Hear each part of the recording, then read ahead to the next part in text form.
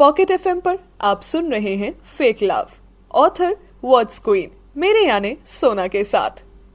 हैरानी की बात यह है कि आपके लव स्कैंडल ने पूरे देश को सरप्राइज कर दिया है। आपकी फोटोज इस तरह से पूरे इंटरनेट पर छा सी गई है कि सारे लोगों की जुबान पर आप दोनों का नाम है।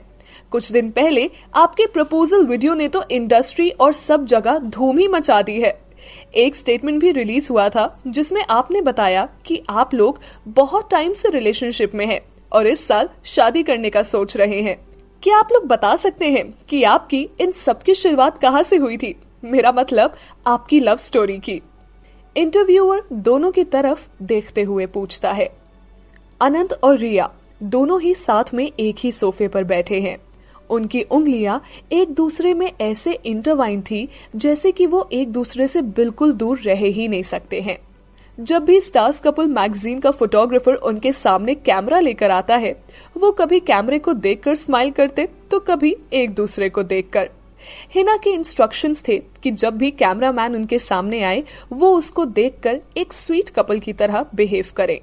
सबसे पहले तो मैं आप सभी से उसके लिए माफी मांगना चाहता हूँ जो भी परेशानी मैंने आप सबको दी। मैं और रिया बहुत टाइम से इस रिलेशनशिप में है। इसे सीक्रेट रखना हमारी इच्छा और मजबूरी दोनों ही थी। मुझे उम्मीद है कि आप हमारे रिलेशनशिप को छुपाने के रीजन को सपोर्ट करेंगे। मैं नहीं चाहता था कि रिया को कोई प्रॉब्लम हो, बिकॉज वो मेरी तरह एक सेलिब्रिटी नहीं है और उनकी प्राइवेट लाइफ में कोई ट्रबल ना आए। हालांकि अब बहुत लेट हो गया है, लेकिन फिर भी हम आपसे यही चाहते हैं कि आप लोग हमें ब्लेसिंग्स दें। जैसे आपने हमसे पूछा कि हमारी लव स्टोरी कहाँ से शुरू हुई, मैं बताऊं तो मुझे रिया से उन्हें देखते ही प्यार हो गया था। फिर हमने डेट करना शुरू किया और आज हम आपके सामने हैं। रिया सिर्फ बाहर से ही नहीं, इनफैक्ट अंदर से भी काफी खूबसूरत है, इसीलिए मुझे उनसे पहली नजर में ही प्यार हो गया। अनंत बहुत अच्छे से इंटरव्यूअर को सब बताता है। रिया, आपको कैसा लग रहा है? मेरा मतलब, आज आप दुनिया के सामने अनंत कपूर की फियांसे हैं। आप एक सेलिब्रिटी की वाइफ बनने जा रही हैं। कैसा लग रहा है आपको? सही बताऊं, अनंत सेलिब्रिटी अपने काम की वजह से हैं। जब ये मेरे साथ होते हैं मुझे कभी नहीं लगता है कि मैं एक बहुत बड़े सेलिब्रिटी के साथ हूँ। जैसा कि इन्होंने बताया कि मुझे इन सब की आदत नहीं है, लेकिन जब भी हम पब्लिक में या कैमरे के सामने होते हैं तो अनंत मुझे हमेशा कंफर्ट करने की कोशिश करते हैं। रिया मुस्कुराते हुए अपनी बात इंटरव्यूअर के सामने रखती है। वाओ रिया, वैसे ये बताइए अनंत रियल लाइफ में कैसे हैं? रिया मन में सोचती है, ये बहुत ही ईगो और एटीट्यूड से भरा हुआ आदमी है जिसे बात तक करने की बिल्कुल तमीज नहीं है। Selfish and rude man. पर वो कैमरे के सामने बोलती है, अनंत हमेशा मेरा ख्याल रखते हैं। रियल लाइफ में ये बहुत ही स्वीट और रोमांटिक है। सही में? फिर तो अनंत आपको कहीं ना कहीं डेट पर लेकर जाते होंगे या फिर कैंडल लाइट डिनर पर? इंटरव्यूअर एक्साइटेड होकर उनसे पूछता है। ऐसा कुछ नहीं है, हम दोनों को अपने काम से फुर्सत ही नहीं मिलती है, लेकिन हम जब भी फ्री होते हैं मैं यही कोशिश करता हूँ कि मैं अपना सारा टाइम रिया के साथ घर पर बिताऊं। मुझे अच्छा नहीं लगता जब रिया को कोई और देखता है। आपकी बातों से ऐसा लग रहा है कि you guys are deeply in love, और ये होना भी चाहिए। अभी अभी मुझे आपके बारे में एक और न्यूज मिली है कि आपने नेक्स्ट संडे एक स्मॉल एंगेजमेंट पार्टी रखी है जिसमें कुछ फैमिली मेंबर्स और फ्रेंड्स आएंगे। ये बात सुनकर रिया अनंत को देखने लगती है। यस, ये पार्टी हमारी ऑफिशियल एंगेजमेंट की है। इसमें हम दोनों सभी फैमिली मेंबर्स के सामने ऑफिशियली एक दूसरे को रिंग पहनाएंगे। अनंत मन ही मन सोचता है, और कितना कॉम्प्लिकेटेड होगा ये सब। In advance, congratulations to you both lovebirds. We wish you good luck for your future. Thank you for joining us today. अब ये सब क्या है? Engagement party? जैसे ही दोनों ड्रेसिंग रूम में एंटर करते हैं, रिया अनंत से पूछती है, मुझे भी नहीं पता इन सब के बारे में, रुको मुझे हिना से पूछने दो। हेलो हिना, ये सब क्या है? तुम्हें मुझसे पूछना चाहिए था ना। अनंत, ये तुम्हारी सिस्टर ने तुम्हारे ऑफिशियल सोशल मीडिया पेज पर पोस्ट करके बोला है। Okay bye. फोन रखते ही अनंत रिया को बताता है, रिया, वो ये सब दी की वजह से हुआ है, मैं उनसे बात करता हूँ। जैसे ही दोनों अनंत की कार में बैठते हैं, रिया धीरे से बोलती है, मेरे पापा को सब पता है। सब क्या?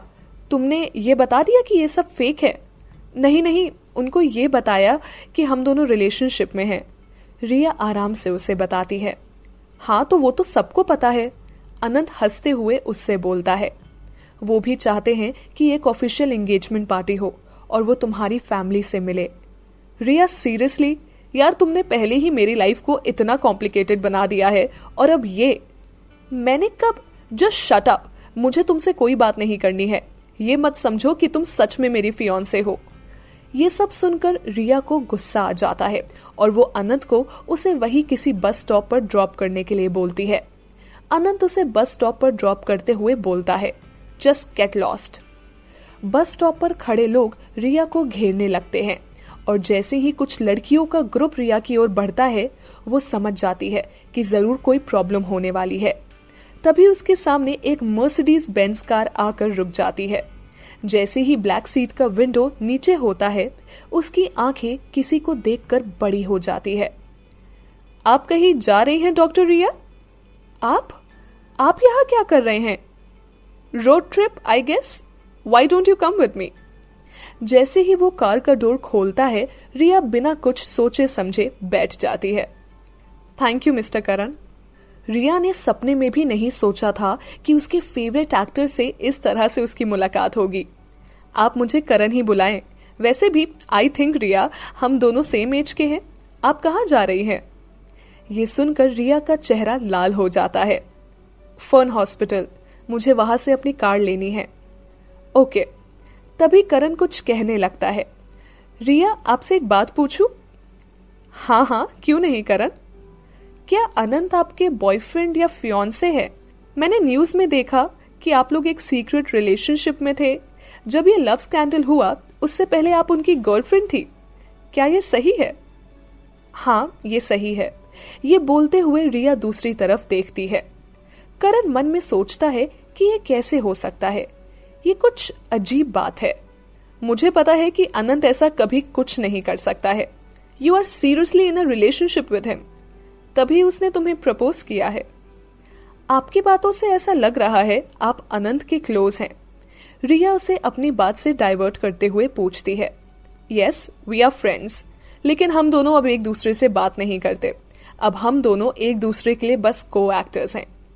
वैसे आप दोनों की दोस्ती कैसे हुई? अब बात नहीं करते हैं फिर भी दोस्त हैं? ये एक लॉन्ग स्टोरी है। वैसे हम दोनों फ्रेंड्स बन सकते हैं, राइट? रिया मुस्कुराकर उसे जवाब देती है। Yes why not. वैसे रिया आप कितने साल की हैं? 29। लेकिन ये आप क्यों पूछ रहे हैं? Because you look so young in comparison to Anant age. उन्हें एक दूसरे से बात करते हुए पता ही नहीं चलता कि वो कब हॉस्पिटल पहुंच जाते हैं। जैसे ही रिया कार से उतरने लगती है, करण उसका हाथ पकड़कर उसे जाने से रोक देता है। रिया, यहाँ अभी भी रिपोर्टर्स खड़े हैं। अगर इन्होंने तुम्हें और मुझे साथ में देख लिया तो प्रॉब्लम हो जाएगी। हम किसी और रास्ते से हॉस्पिटल में एंटर करेंगे। तभी वो देखती है कि हॉस्पिटल के पीछे से एक रास्ता है जो किसी बिल्डिंग में आकर खुलता है। ये बिल्डिंग तो अंडर कंस्ट्रक्शन है। रिया बिल्डिंग को देखकर बोलती है। हाँ, ये बिल्डिंग पहले स्टूडियो हुआ करती थी और अब ये एक रेस्टोरेंट बनने जा रही है। रोली, ये पूरी बिल्डिंग तुम्हारी है? वाओ। करण रिया की बात पर मुस्कुरा देता है। इसका इंटीरियर थोड़ा सा बाकी है और थोड़े टाइम बाद ये रेडी हो जाएगा।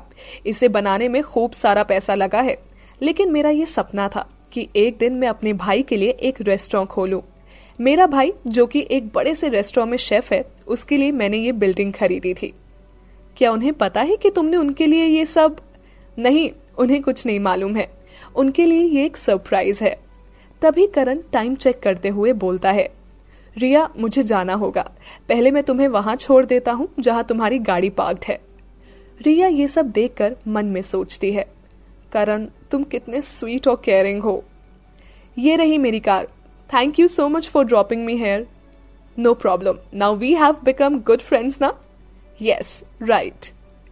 मुझे भी तुम्हें करीब से देखकर अच्छा लगा और पता चला कि असल जिंदगी में ग्रेट एक्टर करण सक्सेना कैसे हैं। होप मैंने आपको बोर नहीं किया हो। अरे, ये तो मुझे आपसे पूछना चाहिए था। मुझे आपकी कंपनी पसंद आई।